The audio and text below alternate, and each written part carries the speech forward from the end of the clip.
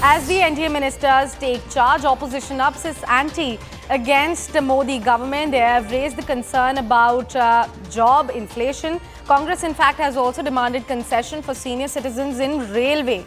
Now, Sena Uddhav Balasaheb Thackeray faction's leader Priyanka Chaturvedi has said, and I'm going to quote her here, that the inflation, joblessness and low savings is thanks to unaddressed concerns of economic policies, yet the minister stays unchanged. This is mocking the voters and snubbing their concerns. No learnings despite getting less than majority in the centre. Pallavi continues to stay with us on the broadcast. Pallavi, a quick word about the opposition, of course, coming out and upping their ante against Modi 3.0. Well, I mean, no surprises there. First of all, they don't think he has a mandate to become the Prime Minister, which is why they boycotted the oath-taking ceremony, barring Mr. Kharge.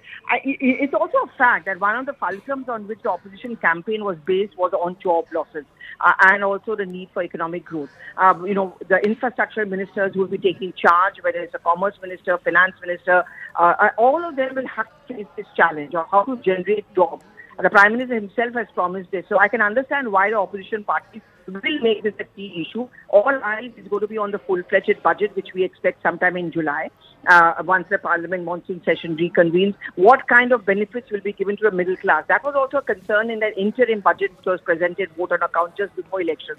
So this is something which the opposition will keep the pressure on, and they are going to be a belligerent, aggressive opposition because they have the numbers. So they are not going to be keeping quiet, and from day one, they are going to be asking the government this question: where is the money? Where is the economic growth?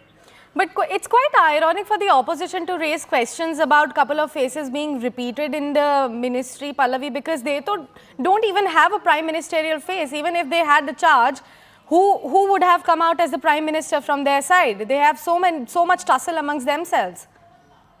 Actually, to be very fair, and since I've covered politics for many, many years, I think every political party has a right to protest. That's what the beauty of parliamentary democracy is all about. You cannot take away this right of the opposition parties to start questioning the government on who are their choice. I mean, frankly speaking, the BJP also did it. I used to cover UPA 1 and 2, and so I remember those times.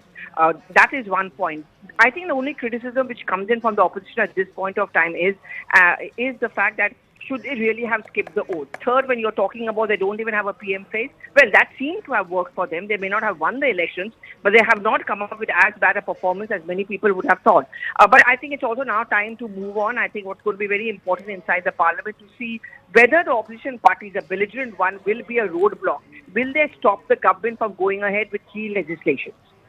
All right, Pallavi. Thank you so much for putting all that into perspective for our viewers. Thank you so much, Aman, also for bringing us all those crucial updates. We'll keep coming back to you, to both of you, in fact, for more updates on that story. Right now, it's time to slip into a very short commercial break here on CNN News 18. Stay with us. We'll come right back.